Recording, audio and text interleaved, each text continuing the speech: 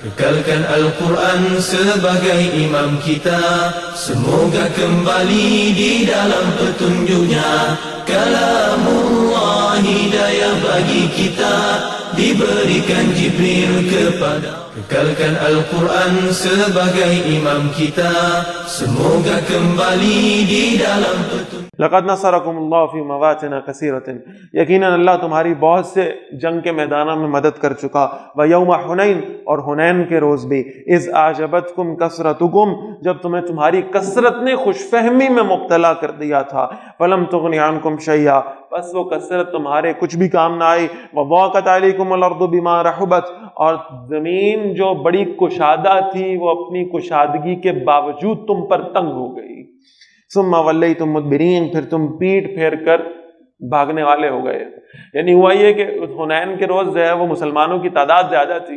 ان کے دل میں یہ خیال پیدا ہو گیا کہ جب ہم قلیل تعداد میں ہوتے تھے تو تب تو فتح ہماری ہوا کرتی تھی، آج تو ہم ویسے ہی زیادہ ہیں، آج تو ہماری تعداد بڑی زبردست ہے، لہذا آج تو ہماری فتح یقینی ہے. یعنی وہ اللہ کی ذات پر سے اعتبار اٹھ کر کس شے پر آ گیا؟ اپنی تعداد پر، اسباب پر اعتبار ہو گیا.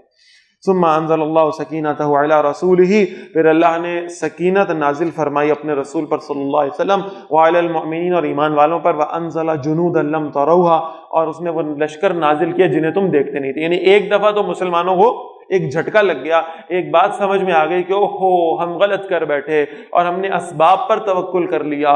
تو پھر جب انہیں یہ بات سمجھ میں آ گئی تو پھر اللہ فرما رہے ہیں ہم نے وہ لشکر بھیجے فرشتوں کے جو تم دیکھ نہیں سکتے تھے.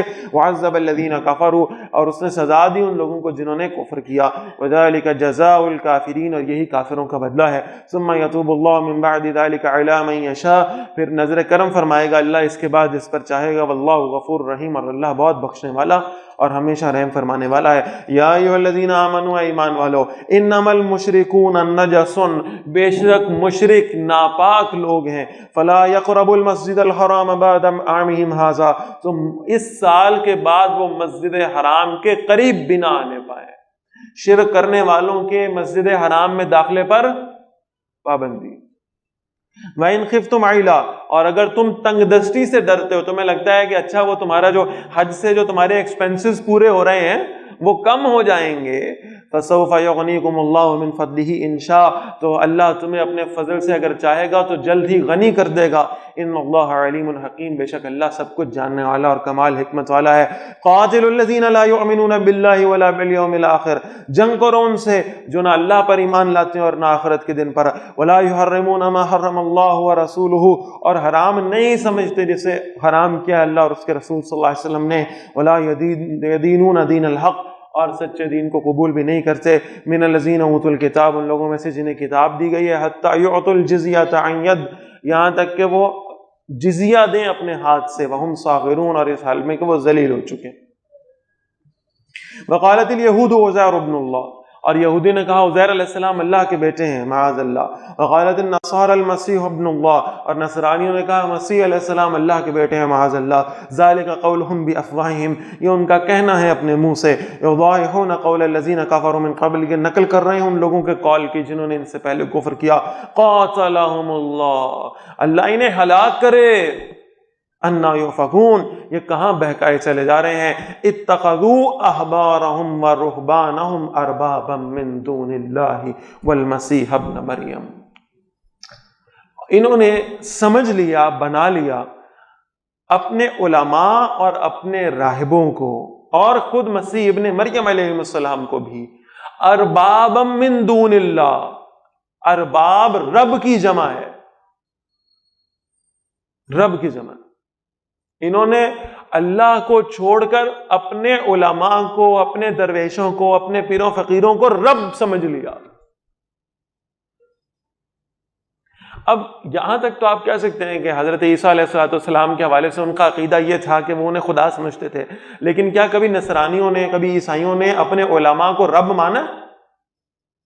کبھی کسی نے ان کے سامنے سجدہ کیا ہے؟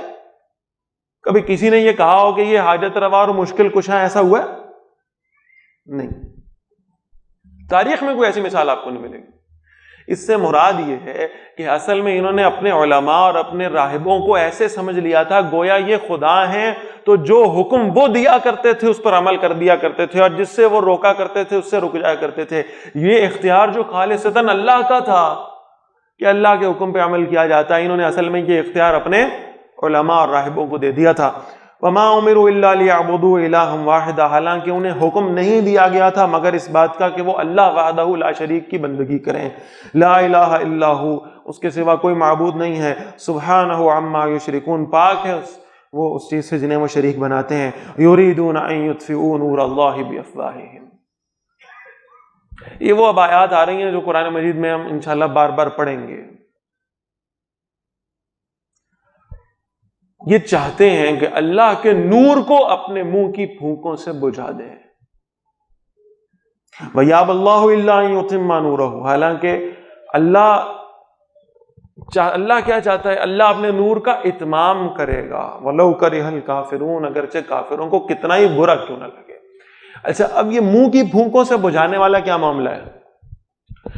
آگ لگی ہوئی، چراغ روشن ہے، آپ چاہیں تو ہاتھ اس کے اوپر رکھ کر اس کو بند کر سکتے ہیں یا نہیں کر سکتے؟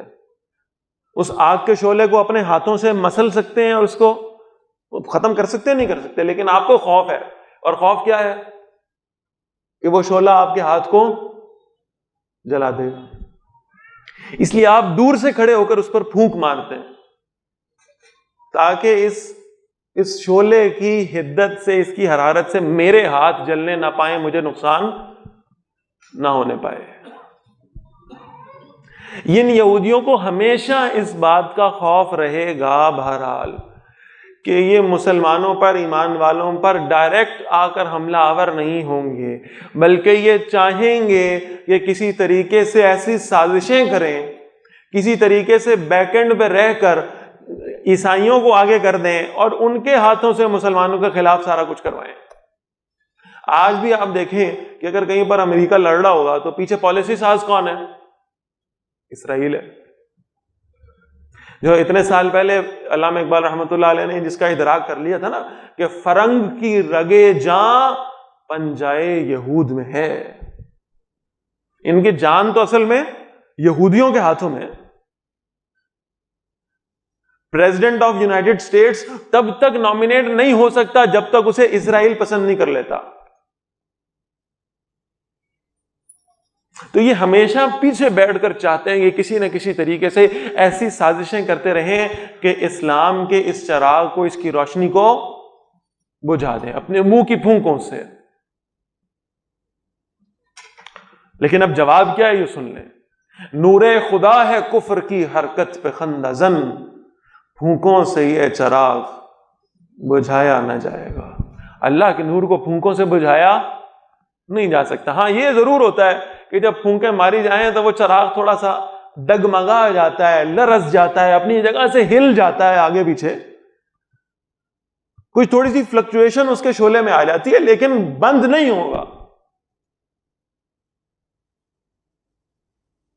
پھونکوں سے یہ چراغ بجھایا نہ جائے گا۔ اور پھر اسی کو اقبال رحمہ اللہ نے اس طرح سے بیان کیا ہے کہ وقت فرصت ہے کہاں، کام ابھی باقی ہے، نور توحید کا اتمام ابھی باقی ہے۔ ابھی تو اس نور کا اتمام ہونا ہے، ابھی تو اللہ کا دین غالب ہونا ہے انشاءاللہ، ابھی تو یہ اس ساری دنیا کے اوپر اللہ کے دین کا غلبہ ہو کر رہے گا۔ اللہ کے رسول صلی اللہ علیہ وسلم کی پیشن گوئیاں ہیں یہ۔ صحیح احادیث میں آپ صلی اللہ علیہ وسلم نے بتایا کہ ایک وقت ایسا آئے گا، کوئی جھونپڑی بھی ایسی نہیں رہے گی اس دنیا میں جس میں اللہ کا دین داخل نہ ہو جائے۔ یہ بھی ہونا ہے انشاءاللہ۔ تو اللہ نے اپنے اس نور کو مکمل کر کے رہنا ہے۔ وَلَوْ كَرِهَ الْكَافِرُونَ، چاہے کافر کتنا ہی اس کو ناپسند کیوں نہ کرے، چاہے کافروں کو کتنی تکلیف کیوں نہ ہو۔ هُوَ الَّذِي أَرْسَلَ رَسُولَهُ، وہی اللہ ہے جس نے بھیجا اپنے رسول صلی اللہ علیہ وسلم کو بالہدى، ہدایت کے ساتھ، قرآن کے ساتھ، وَدِينِ الْحَقِّ، اور برحق دین کے ساتھ۔ 3 مرتبہ قرآن مجید میں یہ آیت ریپیٹ ہو رہی ہے، اور مفسرین نے کہا ہے کہ عمود ہے قرآن مجید کا یہ آیت مبارکہ۔ 3 مرتبہ سورہ توبہ میں ہم پہلی دفعہ پڑھ رہے ہیں, اس کے بعد انشاءاللہ اسے سورۃ الفتح میں پڑھیں گے, اور پھر اسی آیت کو انشاءاللہ سورہ صف میں بھی پڑھیں گے. 3 مرتبہ ریپیٹ. اور یہ 3 کا جو نمبر ہے یہ بڑا امپورٹنٹ ہے. میں ہمیشہ یہ عرض کیا کرتا ہوں کہ اللہ کے رسول صلی اللہ علیہ وسلم کا معاملہ بھی یہ رہا کہ جس شے کو آپ صلی اللہ علیہ وسلم سب سے زیادہ امپورٹنٹ سمجھا کرتے تھے 3 مرتبہ اسے ریپیٹ کرتے تھے, 3 مرتبہ دہراتے تھے. یہ آیت قرآن مجید میں 3 مرتبہ آئی ہے. اس کا مطلب ہے کہ اللہ نے بہت اہم سمجھا اسے. هو الذی ارسل رسولہ, اللہ نے بھیجا ہے اپنے رسول کو صلی اللہ علیہ وسلم بالہدا, قرآن دے کر, ہدایت دے کر, وہ دین الحق, اور برحق دین دے کر. اور یہاں ایک چھوٹا سا نقطہ ذرا سمجھ لیں. وہ جو جس سورہ توبہ کے فلو میں ہم چل رہے ہیں شاید اس فلو کے ساتھ تو یہ میچ نہیں کرتا, لیکن بہرحال یہ نقطہ بڑا امپورٹنٹ ہے. الہدا سے مراد قرآن ہے, بدین الحق, اور حق کا دین دے کر بھیجا. قرآن دیا اور دین حق دیا. اور یہ جو درمیان والا واو ہے یہ بتا رہا ہے کہ اس کا مطلب یہ ہوا کہ صرف قرآن ہی دین نہیں ہے. یہ بات سمجھ میں آ رہی؟ ورنہ تو 2 باتیں الگ الگ کرنے کی ضرورت نہ پڑتی نا. قرآن بھی دین ہے لیکن صرف قرآن دین نہیں ہے, بلکہ اس سے مراد یہ ہے, حضرت عبداللہ بن عباس رضی اللہ تعالیٰ عنہ کہتے ہیں, اس سے مراد یہ ہے کہ رسول اللہ صلی اللہ علیہ وسلم کی حدیث اور آپ صلی اللہ علیہ وسلم کی سنت و سیرت دین کا لازمی حصہ ہیں. اگر انہیں دین میں سے نکالو گے, صرف قرآن والے بننے کی کوشش کرو گے, دین حاصل نہیں کر پاؤ گے. اور کیوں بھیجا اللہ کے رسول صلی اللہ علیہ وسلم کو دنیا میں؟ کیوں بھیجا؟ یہ فیصلہ کرانے کے لیے کہ ہاتھ اوپر باندھنے ہیں, یا اس لیے بھیجا؟ کیوں بھائی؟ اس لیے بھیجا. اس لیے بھیجا کہ جب پاؤں کھولنے ہیں تو 4 انگلیوں کے برابر کھولنے ہیں, 4 ہاتھوں کے برابر کھولنے ہیں. اس لیے بھیجا اللہ کے رسول کو صلی اللہ علیہ وسلم؟ نہیں. اس لیے بھیجا لِيُظْهِرَهُ عَلَى الدِّينِ كُلِّهِ, تاکہ پوری دنیا کے اوپر اللہ کا دین غالب آ جائے. لِيُظْهِرَهُ, اظہار عربی زبان میں کہتے ہیں کہ کسی کی پیٹھ پر سوار ہو جانا. آپ کسی سواری, کسی گھوڑے کی پیٹھ پر ایسے سوار ہو جائیں کہ پورا کنٹرول آپ کے ہاتھوں میں ہو, آپ جس طرف چاہیں اس سواری کو گھما دیں, جہاں چاہے روک لیں, جہاں چاہے چلا دیں. لِيُظْهِرَهُ عَلَى الدِّينِ كُلِّهِ, اللہ کا دین, اللہ کی شریعت اس دنیا پر ایسے غالب آ جائے کہ پورا کنٹرول اس دنیا کے نظام کا اللہ کی شریعت اور اللہ کے قانون کے تحت ہو. اس لیے بھیجا ہے محمد الرسول اللہ صلی اللہ علیہ وسلم. وَلَوْ كَرِهَ الْمُشْرِكُونَ, اور چاہے مشرک کتنا ہی اس کو ناپسند کیوں نہ کریں. یا ایھا الذین آمنوا, اے ایمان والو. اب یہ ذرا خطرناک بات, یہ جو اللہ کے دین کو غالب کرنے کا کام ہوگا اس میں رکاوٹیں بھی آئیں گی. آج بھی لوگ لگیں گے کہ اللہ کے دین کو غالب کرنے کی جدوجہد کریں تو کچھ رکاوٹیں آئیں گی. وہ رکاوٹیں کون سی ہیں ذرا سمجھ لیں. یا ایھا الذین آمنوا, وہ لوگوں جو ایمان لائے ہو, ان کثیرا من الاحبار والرہبان, بے شک بہت سے علماء اور بہت سے راہب, بہت سے صوفیاء, لیاکلون اموال الناس بالباطل, سارے نہیں, بہت سے, سارے علماء نہیں, سارے درویش نہیں. کون؟ لَيَأْكُلُونَ أَمْوَالَ النَّاسِ بِالْبَاطِلِ, جو لوگوں کا مال باطل طریقے سے کھا جاتے ہیں. جن کے دین کا کام کرنے کا مقصد کیا ہے؟ لوگوں کا مال ناجائز طریقے سے ہڑپ کر لینا. ان کی علماء سو کی بات ہو رہی. علماء حق ہیں, موجود ہیں اور رہیں گے قیامت تک انشاءاللہ. علماء سو کی بات ہو رہی. وَيَصُدُّونَ عَن سَبِيلِ اللَّهِ, اور وہ اللہ کے راستے سے روکتے ہیں. وَالَّذِينَ يَكْنِزُونَ الذَّهَبَ وَالْفِضَّةَ, اور وہ لوگ جو سونا اور چاندی جمع کر کے رکھتے ہیں. وَلَا يُنْفِقُونَهَا فِي سَبِيلِ اللَّهِ, اور اس میں سے اللہ کے راستے میں خرچ نہیں کرتے. سونا اور چاندی جمع کر کے رکھنا پسندیدہ نہیں ہے لیکن حرام بھی نہیں ہے. اگر کوئی شخص اپنے پاس سونا رکھتا ہے تو کوئی حرام تو نہیں ہے, لیکن پسندیدہ نہیں. پسندیدہ اشیاء کیا ہے؟ اللہ کے راستے میں خرچ کر دو. لیکن اگر اس نے رکھا ہے اپنے پاس تو کوئی حرام شے تو نہیں ہے. لیکن خرابی کہاں پیدا ہوتی ہے؟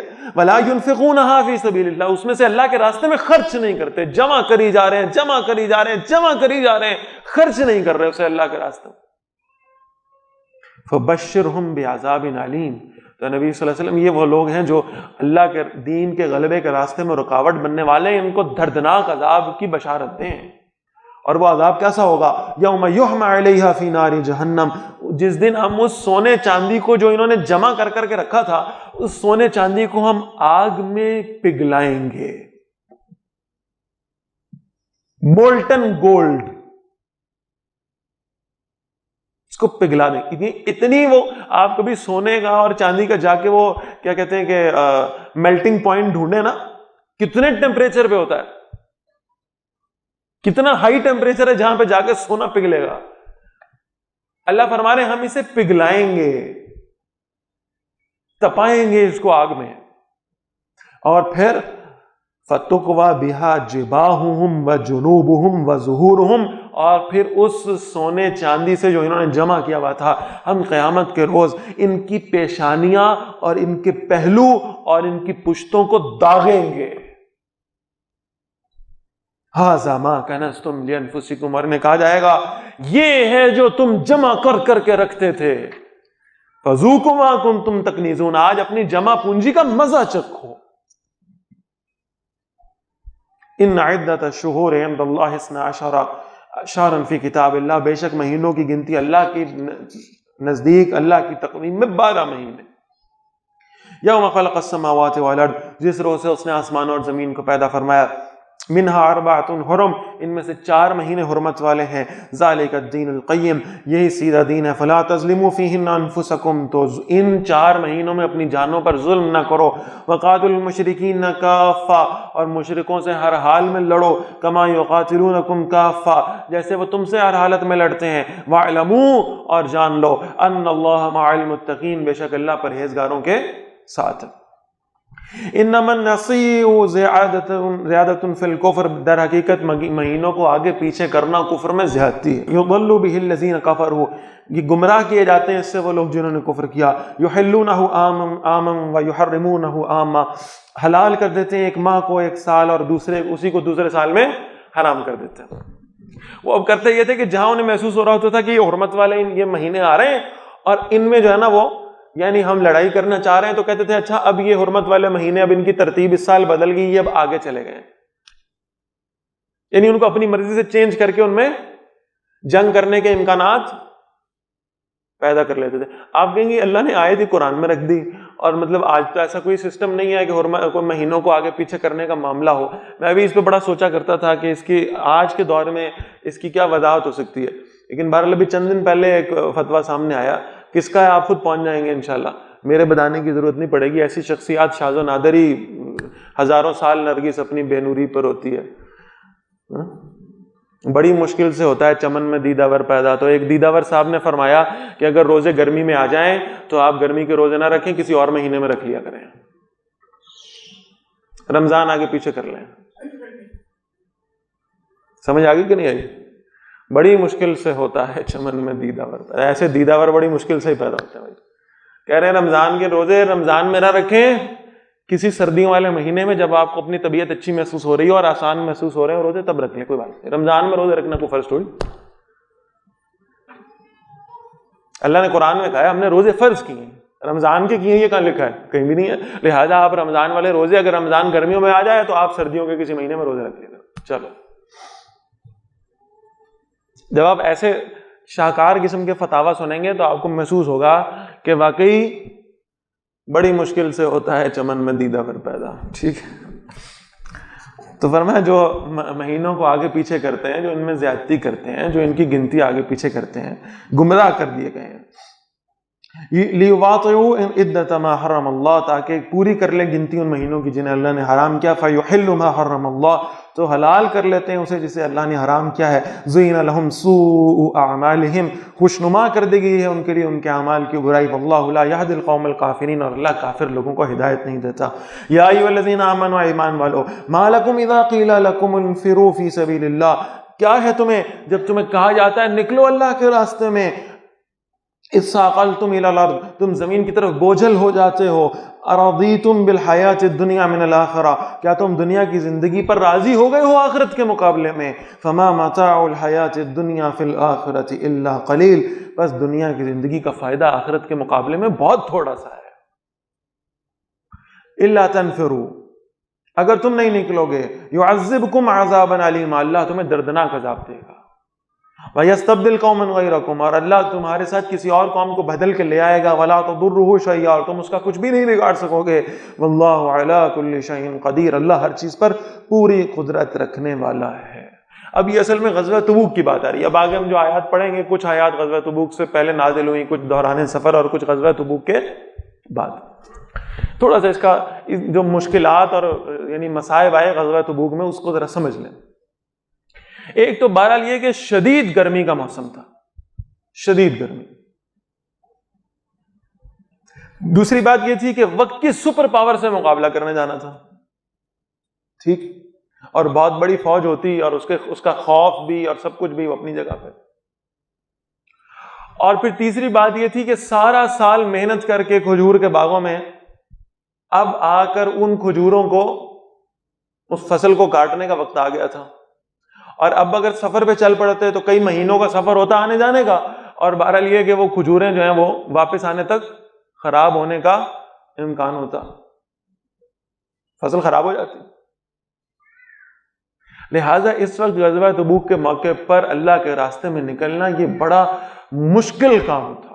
اور اوپر سے معاملہ یہ ہوا کہ اللہ کی طرف سے غزوہ تبوک کے معاملے پر یہ نوٹ فرما لیں کہ قتال کو، اللہ کے راستے میں نکلنے کو فرض عین قرار دے دیا گیا. اس سے پہلے یہ فرض عین نہیں تھا، فرض کفایہ تھا. اس سے پہلے یہ تھا کہ آؤ بھائی ابھارو، ان کو تیار کرو، جو آ جائیں فبہا، بہت اچھی بات ہے، اللہ ان کو جزا دے گا. جو نہیں بھی آ سکے، کسی وجہ سے پیچھے رہ گئے، کوئی بات نہیں. ایک معتدب تعداد ہو جاتی تھی تو نکل پڑتے تھے. بدر میں بھی ایسے ہی رہا، احد میں بھی ایسے ہی رہا، خندق میں بھی ایسے ہی رہا. لیکن تبوک کے معاملے میں اس کو فرض کر دیا گیا اور کہا کہ جو نہیں نکلے گا اللہ اسے دردناک عذاب سے نوازے گا. ہر شخص پر اللہ کے راستے میں نکلنا فرض ہے، نکلو. اب یہ ساری آزمائشیں اپنی جگہ پر تھیں، اور پھر اللہ کے راستے میں نکلنے کا حکم، اس کا فرض اپنی جگہ پر تھا. تو فرمایا اللہ تنصروہ، اگر تم نے اللہ کے رسول صلی اللہ علیہ وسلم کی مدد نہیں کی، فقد نصرہ اللہ، یقیناً اللہ ان کی مدد کر چکا. اذ اخرجہ الذین کفروا، اس وقت جب لوگوں نے انہیں نکال دیا تھا، کفر کرنے والوں نے. ثانی اثنین، یاد کرو مسلمانوں کو کہا جا رہا ہے نکلو اللہ کے رسول صلی اللہ علیہ وسلم کے ساتھ مدد کرو. تم نہیں بھی کرو گے تو یاد کرو جب رسول اللہ صلی اللہ علیہ وسلم کو کفار نے نکالا تھا، آپ صلی اللہ علیہ وسلم اکیلے تھے، اور آپ صلی اللہ علیہ وسلم کے ساتھ ایک اور شخص تھا جس نے کسی مرحلے میں اللہ کے نبی صلی اللہ علیہ وسلم کا ساتھ چھوڑا ہی نہیں، کسی مرحلے میں. اللہ نے تو تب بھی مدد کی تھی جب یہ تھے ہی دو لوگ،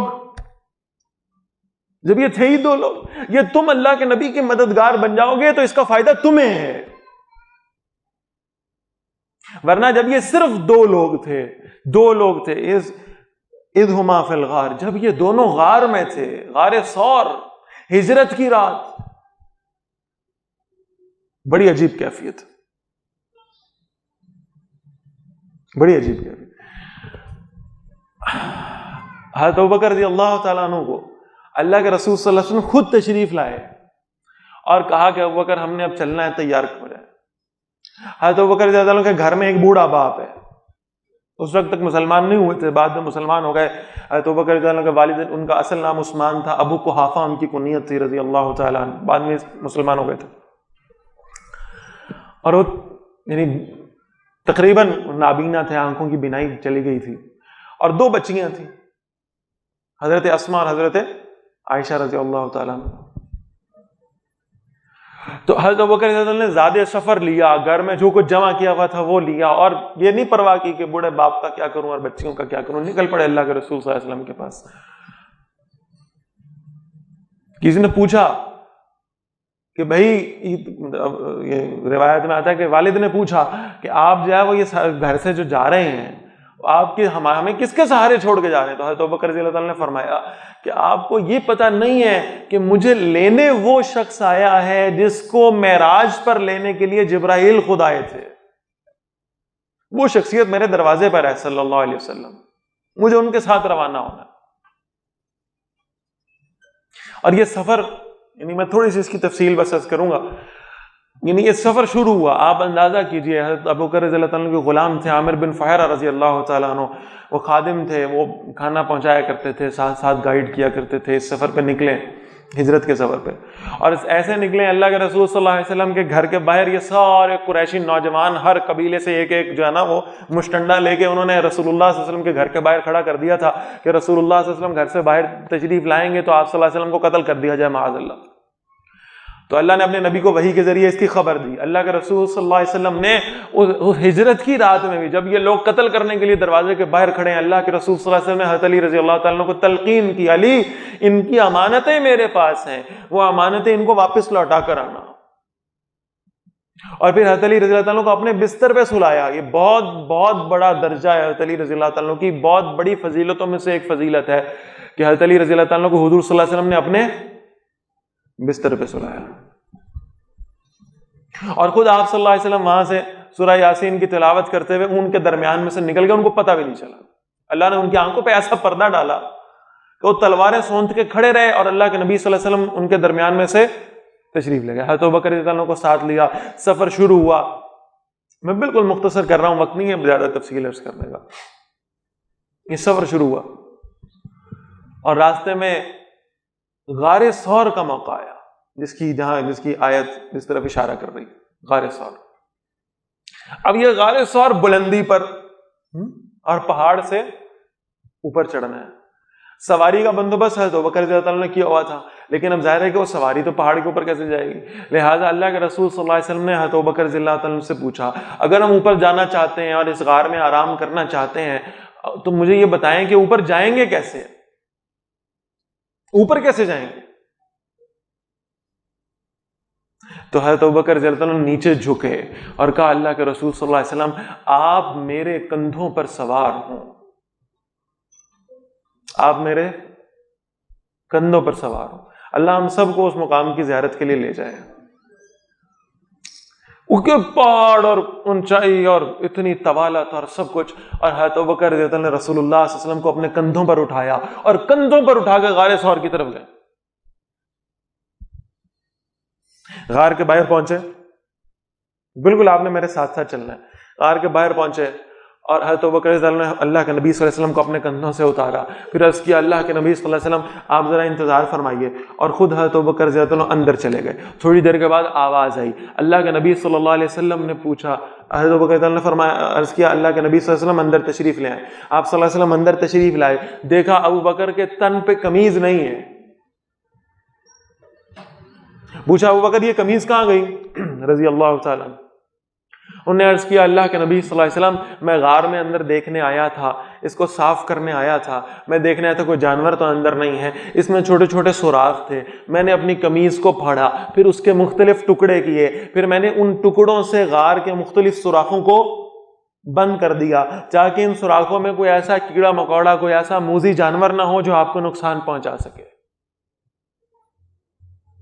اللہ کے نبی صلی اللہ علیہ وسلم نے دعا دی، اور پھر آپ صلی اللہ علیہ وسلم بہت زیادہ تھکے ہوئے تھے، تو آپ صلی اللہ علیہ وسلم نے آرام فرمانا چاہا۔ حضرت ابوبکر رضی اللہ عنہ سیدھے ہو کے ایسے بیٹھ گئے، اور حضرت ابوبکر رضی اللہ عنہ اپنی ٹانگوں کو سامنے پھیلا دیا، اور اللہ کے نبی صلی اللہ علیہ وسلم نے حضرت ابوبکر رضی اللہ تعالیٰ عنہ کی ٹانگوں پہ اپنا سر رکھ لیا۔ میں ابھی جملہ عرض کر کے ہٹاؤں کہ حضرت علی رضی اللہ تعالیٰ عنہ کی بہت بڑی فضیلت ہے کہ انہیں رسول اللہ صلی اللہ علیہ وسلم کے بستر پر لیٹنا نصیب ہوا، تو اس شخص کی فضیلت کیا بیان ہوگی جس کی گود حضور کا بستر بن گئی صلی اللہ علیہ وسلم ورضی اللہ تعالیٰ عنہ۔ آپ کیفیت کا اندازہ لگائیں نا، وہ مدینہ میں ایک دفعہ اللہ کے رسول صلی اللہ علیہ وسلم سے آپ صلی اللہ علیہ وسلم لیٹے ہوئے اور رات کا وقت اور آسمان کھلا ہے، تو سیدہ عائشہ رضی اللہ تعالیٰ عنہ نے آسمان کی طرف دیکھتے ہوئے پوچھا، اللہ کا نبی صلی اللہ علیہ وسلم، یہ جتنے آسمان پہ تارے ہیں بے شمار ہیں، آسمان کے تاروں کی مثال ایسے ہی ہے کہ ان گنت ہیں، گن کون سکتا ہے ان کو، اللہ کے نبی صلی اللہ علیہ وسلم آسمان پہ جتنے ستارے ہیں اتنی کسی کی نیکیاں بھی ہوں گی، بے شمار نیکیاں. تو ان کا گمان یہ تھا کہ ظاہر ہے حضرت ابوبکر رضی اللہ تعالیٰ کا نام لیں گے. اللہ کے نبی صلی اللہ علیہ وسلم نے فرمایا آسمان کے تاروں کے برابر نیکیاں ہیں خطاب کے بیٹے عمر کی رضی اللہ تعالیٰ. تو حضرت عائشہ رضی اللہ تعالیٰ عنہ نے حیران ہو کر پوچھا اللہ کے رسول صلی اللہ علیہ وسلم میرے بابا کی نیکیوں کا کیا حساب ہے؟ تو اللہ کے نبی صلی اللہ علیہ وسلم فرمانے لگے آسمان کے ستاروں کے برابر نیکیاں ہیں عمر کی، اور عمر کی ساری زندگی کی نیکیاں ابو بکر کی ایک رات کے برابر نہیں ہو سکتی جو ان 3 راتوں میں سے ایک رات ابو بکر نے غار میں میرے ساتھ گزاری تھی رضی اللہ تعالیٰ عنہ. اس ایک رات کے برابر. اور یہ روایت حضرت عمر کو پتہ لگی، حضرت عمر رضی اللہ تعالیٰ عنہ گئے ہیں حضرت ابوبکر رضی اللہ تعالیٰ عنہ کے پاس اور ہاتھ جوڑے اور کہا یا ابا بکر آپ کے پاس غار ثور کی 3 راتیں ہیں، آپ میری ساری زندگی کی نیکیاں لے لیں، ان 3 میں سے ایک رات مجھے عنایت فرما دیں. اس ایک رات کی خلوت میں کیا تجلیات کی بارش ہوئی، اور کیا رسول اللہ صلی اللہ علیہ وسلم سے اسرار و نیاز ہوئے، اور کیا اللہ کے نبی صلی اللہ علیہ وسلم سے محبت کی بات ہوئی، کیا وہ کیفیت تھی. اور آپ صلی اللہ علیہ وسلم آرام فرمانے لگے، سو گئے. جب آپ صلی اللہ علیہ وسلم سوئے تو آنکھ ایسے کھلی ہے آپ صلی اللہ علیہ وسلم کی کہ ایک گرم پانی کا قطرہ اللہ کے نبی صلی اللہ علیہ وسلم کے رخسار پہ گرا.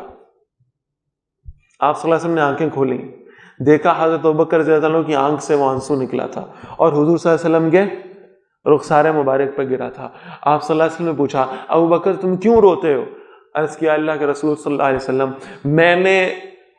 میں نے اب سارے سوراخ بند کر دیے، ایک سوراخ رہ گیا تھا، قمیص کا کپڑا ختم ہو گیا تھا، میں نے اپنا پاؤں اس سوراخ کے اوپر رکھ دیا تھا. اللہ کے نبی صلی اللہ علیہ وسلم اس سوراخ کے اندر ایک سانپ ہے اور وہ بار بار میرے پاؤں پہ ڈنگ مار رہا ہے، وہ کاٹ رہا ہے مجھے اس سے تکلیف ہو رہی ہے، اس وجہ سے میری آنکھ سے آنسو نکلا ہے. اللہ کے نبی صلی اللہ علیہ وسلم نے فرمایا ابوبکر آپ اپنا پاؤں پیچھے کر لیتے، آپ ہٹا لیتے تاکہ آپ کو وہ نہ کاٹتا بار بار اور آپ کو تکلیف نہ ہوتی. یہ سائنس پڑھنے والے میرے جملے کو سمجھیں گے انشاءاللہ. وہ جو ریفلیکس سیکشن ہوتے ہیں نا، جب آپ کو کوئی چیز کاٹتی ہے، جب آپ کو درد ہوتا ہے، جب آپ کا ہاتھ کسی گرم شے کو لگ جاتا ہے تو آپ فوراً ہاتھ پیچھے کر لیتے ہیں. دماغ کے پاس سوچنے کا ٹائم نہیں ہوتا، وہ ریفلیکس سیکشن سوچنے کے بعد نہیں ہوتے. ان ریفلیکس سیکشن پر بھی اللہ کے رسول صلی اللہ علیہ وسلم کی محبت اتنی غالب آ چکی تھی کہ حضرت ابوبکر رضی اللہ تعالیٰ عنہ عرض کرتے ہیں اللہ کے نبی صلی اللہ علیہ وسلم مجھے یہ منظور تھا کہ وہ سانپ مجھے کاٹتا رہے اور تکلیف دیتا رہے، لیکن اگر میں پاؤں پیچھے کرتا، میری ٹانگ ہلتی، آپ کے سر کو جھٹکا لگتا، آپ کی نیند میں خلل واقع ہوتا، اللہ کے نبی یہ مجھے گوارا نہیں. یہ ہے محبت.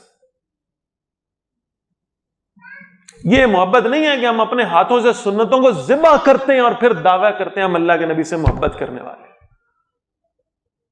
ہم اپنی مرضی سے اپنے نفس کی خواہش پہ اللہ کے نبی صلی اللہ علیہ وسلم کے حکموں کو توڑتے ہیں اور دعویٰ کرتے ہیں ہم اللہ کے نبی صلی اللہ علیہ وسلم سے محبت کرنے والے. محبت یہ ہے جو ابوبکر رضی اللہ تعالیٰ نے کر کے دکھائی.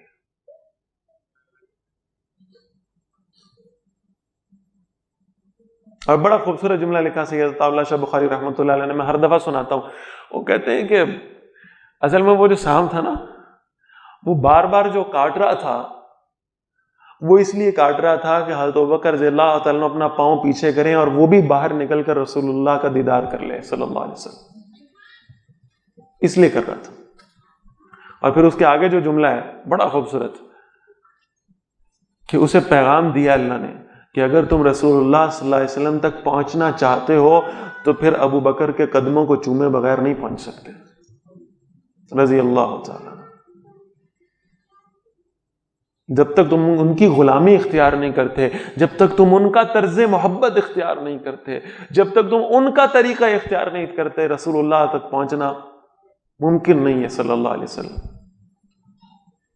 تو اس وقت بہرحال یہ ہوا کہ وہ یعنی سامنے جو ہے وہ اللہ تعالیٰ نے مشرک آ گئے غار کے کنارے پر، ڈھونڈتے ڈھونڈتے ڈھونڈتے ڈھونڈتے ڈھونڈتے ڈھونڈتے پہنچ گئے. اور حضرت ابوبکر رضی اللہ عنہ کہنے لگے اللہ کے نبی صلی اللہ علیہ وسلم ہمیں ان کے پاؤں نظر آتے، اگر انہوں نے نیچے دیکھ لیا، اگر انہیں صرف جھک کے نیچے دیکھ لیا ہم انہیں نظر آ جائیں گے.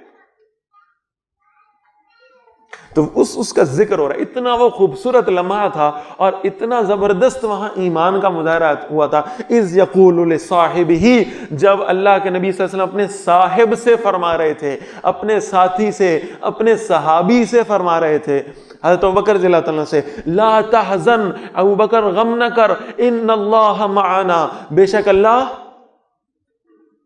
اللہ ہمارے ساتھ ہے. اللہ فرمانے ہم نے تو اس وقت بھی اپنے نبی کی مدد کی تھی. اور کیسے مدد کی تھی کہ کوئی لشکر ساتھ نہیں تھا، یہ 2 لوگ تھے، مشرک پیچھے نکلے ہوئے تھے اور انعاموں کے اعلانات ہو رہے تھے اور سب جو ہے نا وہ پکڑنے کے لیے سرگرم تھے، اور یہ 2 لوگ غار میں بیٹھے تھے اور وہ سر پہ پہنچ گئے تھے اور وہ نیچے دیکھتے تو انہیں نظر آ جاتے. اللہ فرمانے ہم نے تب بھی مدد کی اور ایسی مدد کی، ہم نے ایک مکڑی کو حکم دیا. ہم نے لوگوں کو نہیں کہا آؤ بھی لشکر بنا کر میرے نبی کی حفاظت کرو، ہم نے ایک مکڑی کو حکم دیا. اس مکڑی نے آ کر غار ثور کے دہانے کے اوپر جالا بنا دیا. مشرکوں نے کھڑے کھڑے کہا اس پہ تو جالا لگا ہوا ہے، اگر اس کے اندر گئے ہوتے تو جالا تو خراب ہو جاتا، ٹوٹ جاتا، لہٰذا انہوں نے نیچے ہو کر دیکھنا بھی گوارا نہیں کیا.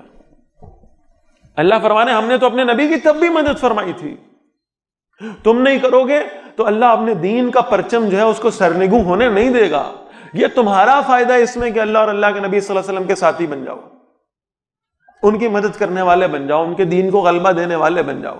فانزل اللہ سکینتہ علیہ، پھر اللہ نے ان پر اپنی سکینت کو نازل کیا. وایدہ بجنود لم تروہا، اور اللہ نے ان کے ایسے لشکروں سے مدد فرمائی جنہیں تم نے نہیں دیکھا. وجعل کلمۃ الذین کفروا السفلی، اور کفر کرنے والوں کی بات کو اللہ نے پست کر دیا، ذلیل کر دیا. وکلمۃ اللہ ہی العلیٰ، اور اللہ ہی کا کلمہ، اللہ ہی کی بات، اللہ ہی کا حکم، اللہ ہی کا دین سب سے اوپر اور اونچا ہے. اللہ عزیز حکیم، اور اللہ زبردست اور کمال حکمت والا ہے. Kekalkan Al-Quran sebagai imam kita, semoga kembali di dalam petunjuknya. Kalamullah hidayah bagi kita, diberikan Jibril kepada. Kekalkan Al-Quran sebagai imam kita, semoga kembali di dalam petunjuknya. Kalamullah hidayah bagi kita.